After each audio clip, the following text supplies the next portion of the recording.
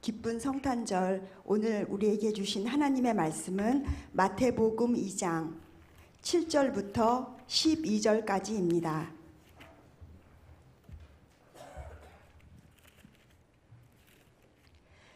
이에 헤롯이 가만히 박사들을 불러 별이 나타난 때를 자세히 묻고 베들레헴으로 보내며 이르되, 가서 아기에 대하여 자세히 알아보고 찾거든 내게 고하여 나도 가서 그에게 경배하게 하라.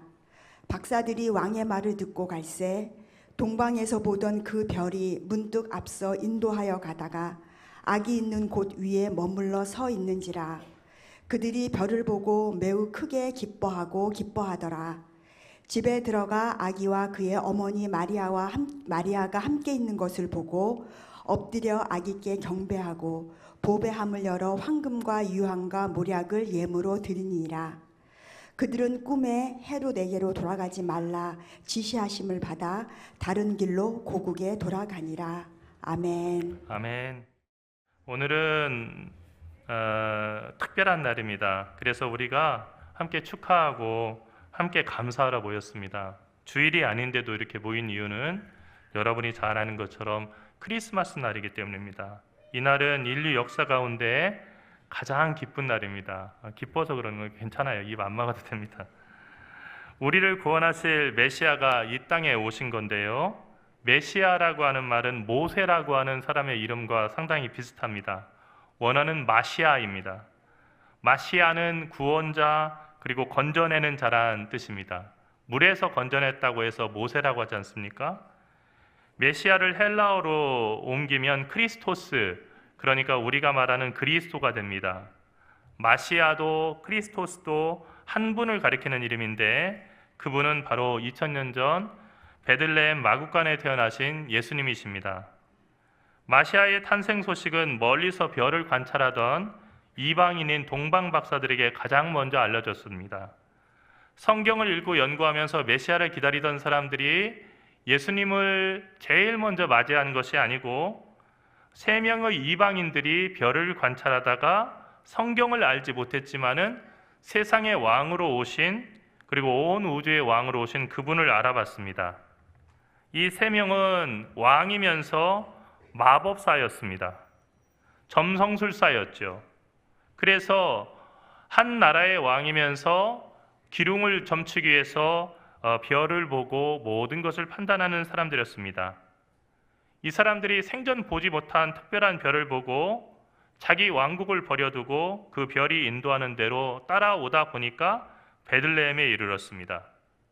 그 별을 따라온다고 하는 것은 자기가 가진 모든 것을 뒤로하고 떠나는 것이었습니다. 그 모든 것을 잃어버릴 수 있는 그런 위험한 선택이었습니다. 하지만 모든 것을 잃더라도 그 별이 의미하는 그 특별한 분을 만나고 싶어서 이 3명의 왕은 먼 순례의 길을 떠났습니다. 오늘날에도 그렇지만 그때에도 하늘에는 수많은 별들이 있었습니다. 그런데 동방 박사들은 그 어떤 별도 아닌 아기 예수의 탄생을 알리는 별을 주목해 보았습니다. 예수님께서 다시 오실 때도 우리 중 대부분은 알아보지 못한 채 깊은 잠을 잘 것입니다. 하나님께서는 오늘 또 우리에게 말씀하십니다. 성경 말씀을 읽을 때 그 말씀으로 우리에게 깨닫게 이야기하시고, 때로는 꿈으로도 말씀하시고, 때로는 설교의 말씀을 통해서 하나님의 뜻을 선포하십니다. 진짜 복 있는 사람은 하나님의 징조를 알아보고 따라가는 사람입니다. 세상에 우리의 관심을 끄는 일들이 많이 있습니다. 하지만 생명으로 인도하는 별은 단 하나입니다. 하나님의 말씀 속에서 그 별을 보고 마음에 그 별을 품은 채 그 별을 닮아가고, 그리고 그 별만 바라보면서 별을 따라가는 사람들은 복 있는 사람들입니다. 오늘 이 성탄의 아침에 여러분 모두가 그런 복 있는 사람 되시기를 간절히 축원합니다. 동방 박사들은 별이 멈춘 곳 아래에 있는 그런 집에 들어가서 아기와 어머니와 마리아가 있는 것을 보았습니다. 마태복음에는 마구간인지 아닌지 알 수 없습니다. 그냥 집이라고만 되어 있습니다. 우리가 아는 마구간이라고 하는 것은 누가복음에 나오는 말씀에 기초해서 아, 마국간에서 아기를 낳으셨구나, 말 구유에 누우셨구나, 이것도 전부 다 누가복음의 말씀에 나오는 이야기입니다. 마태복음에서는 예수님이 어머니와 함께 계셨다는 이야기만 있습니다. 어쨌든 이 동방박사들은 어머니 마리아와 함께 있는 아기 예수를 보고 엎드려서 아기께 경배를 올렸습니다. 누가복음에서는 천사들이 목자들에게 이야기하기를 그 아기가 강보에 쌓여서 말 구유에 누인 것이 그 아기가 메시아라고 하는 표적이라고 했습니다. 그걸 보면 알아볼 수 있을 거라는 겁니다. 만왕의 왕으로 오신 메시아는 강보에 쌓여서 말밥통인 구유에 누워 있을 것이라고 하는 뜻입니다. 여러분 생각해 보십시오. 강보라고 하는 것은 흔히 아기들을 싸는 그냥 평범한 천입니다. 그리고 구유라고 하는 것은 말밥통입니다. 아마 방금 전까지 말이 밥을 먹었다고 한다면 아무리 깨끗하게 닦았다 하더라도 거기에 지푸라기라든지 만일 죽을 써서 이렇게 줬다고 한다면, 그것을 끓여서 줬다고 한다면 젖은 지푸라기들이 묻어 있을 수도 있는 것이 그 말밥통 구유입니다. 그런데 아기를 놓을 데가 없어서 그 말 구유에다가 아기를 놓았다는 겁니다. 아무리 노력해서 봐도 아무런 권위가 느껴지지 않습니다. 실제로 아마 여러분들의 그 자녀들, 손주들을 아무리 살림이 어렵더라도 개나 아니면은 말이나 그리고 소를 밥 주는 그 밥통에다가 아기를 누워놓는 경우는 없을 겁니다. 측은하고 불쌍하기까지 합니다. 그런데 세상을 구원하시고 세상 모든 사람들의 눈물을 닦으러 오신 메시아는 한없이 약한 모습으로 오셔서 오히려 사람들의 도움을 받으셨다는 것이 놀라운 성경의 증언입니다. 사람들의 도움을 받지 않으면 아무것도 할 수 없는 그 어린 아이가 바로 세상을 구원하실 그런 메시아시라고 하는 것입니다. 그런데 가장 약해지고 가장 낮아진 그 모습의 아기가 세상을 구원할 메시아라는 것은 여전히 받아들이기 어려운 일입니다. 더군다나 한 나라의 왕이었던 3명의 동방박사 입장에서는 그 아기의 아버지가 왕인 것도 아니고 그 아기가 궁궐에서 태어난 것도 아닌데 이런 아기에게 절을 한다는 것은 매우 어려운 일이었을 것입니다. 하지만 동방박사들은 주저하지 않고 아기 예수께 경배를 했습니다. 그들은 하나님께서 보여주신 분명한 표징을 알아봤기 때문입니다. 그것은 별입니다. 그들을 인도했고 그 집 위에 머물러 있는 별이 하나님께서 만왕의 왕이 태어났다고 하는 징표로 보여주신 것이라는 것을 믿었기 때문에 눈에 보이는 여러 가지 연약함에도 불구하고 강보에 쌓여 구유에 누워있는 그 아기가 하나님의 아들, 그리고 온 땅의 구주신 메시아라는 것을 알아보았고 믿을 수 있었습니다. 낮고 천한 곳에 누운 아기가 세상을 구원할 메시아라고 하는 것은 역설입니다. 이 말이 안 되는 역설을 믿는 사람만이 세상의 구주를 만날 수가 있습니다. 그리스도께 경배한다고 하는 것은 겸손을 의미합니다. 여러분 그렇지요? 한번 생각해 보십시오. 성탄에 그려져 있는 아름다운 금색 그림으로 그려져 있는 그런 광경이 아니고 아주 초라할 데 없고 말똥 냄새가 나고 그리고 아주 눅눅한 그런 그 마국간에서 말 구유에 누워있는 아기를 보면서 어떤 존경심이 나겠습니까? 겸손이라고 하는 것은 내 경험과 내 지식, 내 지위를 내세우는 것을 다 포기하는 것입니다. 이것을 내세우는 사람은 그리스도를 알아볼 수 없고 영원히 그리스도를 경배할 수 없습니다. 그렇다면 그리스도는 오늘 어떤 모습으로 우리 곁에 계시겠습니까? 그분은 지극히 작은 자의 모습으로 우리 곁에 계십니다. 마태복음에 나오는 양과 염소의 비유를 보면 우리들 가운데 가장 작은 자, 보잘것없는 자 한 사람에게 한 것이 바로 주님께 한 것이라고 했습니다. 또 우리 가운데 가장 보잘것없고 예수님과 가장 닮지 않은 그 사람에게 우리가 하지 않은 것이 주님께 하지 않은 것이라고 했습니다. 앞서 말씀드렸던 것처럼 작년에 이어 올해도 저는 성탄 예배를 마치고 우리 성가대원들과 서울역 노숙자들과 쪽방촌의 그 주민들에게 성탄 선물을 전하고 함께 찬양하기 위한 작은 모임에 참석합니다. 가난한 사람 구제는 나라도 못한다고 했습니다. 우리가 아무리 정성껏 매번 드린다고 해도 모든 가난한 사람들을 배부르게 할 수는 없습니다. 하지만 우리는 최선을 다해서 세상 끝날까지 가난한 사람들과 함께 나누고 이웃을 복되게 하라고 하는 그 사명을 감당해야 합니다.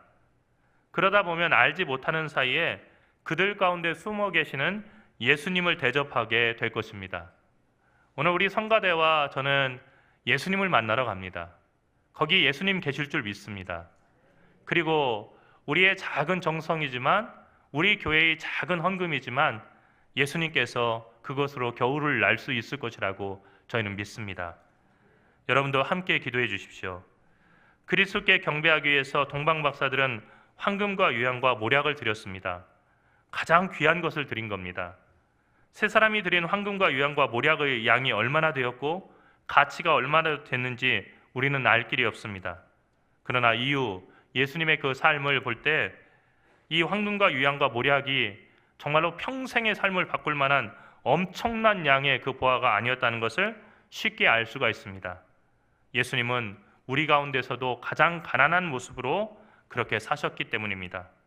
인자는 머리 둘 곳도 없다, 나는 집도 없고 그리고 나는 거할 곳도 없다라고 말씀하신 그 말씀 속에 모든 것이 녹아져 있습니다. 다만 우리가 알 수 있는 한 가지는 그리스도께 경배하는 사람은 자신의 가장 소중한 것을 드려야 한다는 것입니다. 무엇이 가장 소중한 것입니까? 제 경험을 하나 말씀드리고자 합니다. 제가 목회하던 교회에 거의 매주 토요일 야간 근무를 하는 집사님이 계셨습니다. 야간 근무를 마치면 9시 30분인데 이분은 피곤한 몸을 이끌고 매주 주일 예배에 참석하셨습니다. 그러다 보니까 꼬박 밤을 새우고 왔기 때문에 때로 너무 피곤해서 꾸벅꾸벅 졸 때도 있었습니다. 졸다가 자기가 깜짝 놀라서 주변을 둘러보고 민망해하기도 하셨습니다. 그런데도 이 집사님은 빠지지 않고 주일 예배를 꼭 참석해서 예배를 드리셨습니다. 제가 사정을 알고 안 피곤하십니까? 라고 물었더니 사실 많이 피곤하고 집에 가서 푹 자고 싶은 마음도 있습니다. 하지만 제게 가장 소중한 시간을 하나님께 드리고 싶어서 이렇게 졸면서도 교회에 옵니다 라고 대답을 하셨습니다. 사실 그분은 많이 주셨습니다. 하지만 저는 조는 모습을 통해서 정말 그분이 하나님께 드리고 싶은 정성을 보았습니다. 그리스도께 경배하는 사람은 자신의 가장 소중한 것을 드려야 합니다. 그것이 물질이 되었든, 그리고 그것이 시간이 되었든, 그것이 노력이 되었든 가장 소중한 것을 주님께 드리는 사람이 주님을 예배하는 사람입니다. 왜냐하면 그리스도께서는 우리를 위해서 자신의 전부를 주셨기 때문입니다. 그리스도께 경배하는 사람은 말씀에 순종하는 사람입니다. 예수님을 만나 경배한 동방박사들은 그 나라를 다스리고는 서슬시퍼라는 헤롯 대왕이 자신에게 와서 아기 예수 나신 곳을 알려달라고 부탁 같은 명령을 했지만 그 명령을 거부하고 다른 길로 고국으로 돌아갔습니다. 만일 가는 길에 붙잡혔다면 헤롯 대왕에게 보복을 당할 수도 있었을 것입니다. 하지만 그들은 꿈을 꾸었습니다. 헤롯에게 돌아가지 말고 곧바로 고향으로 돌아가라고 하는 하나님의 명령이 들어있는 꿈이었습니다. 그들은 하나님의 말씀을 헤롯 대왕의 말보다 더 중요하게 여겼습니다.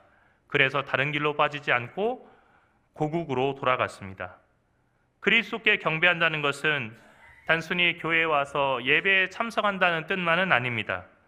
삶의 모든 면에서 내 뜻보다는, 그리고 내가 어쩔 수 없이 따라야 되는 분위기보다는 하나님의 뜻을 먼저 생각하고 하나님의 뜻에 순종하는 것을 하나하나 삶에서 실천한다는 것입니다.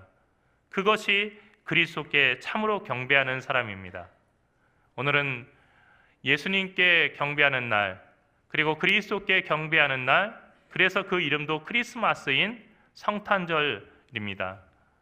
오늘만 그리스도께 경배하는 것이 아니라 우리의 모든 날이 크리스마스가 되어야 되고, 우리의 모든 날에 우리는 그리스도께 경배하며 그리스도의 뜻을 따라 살고자 하나님께 예배해야 될 것입니다.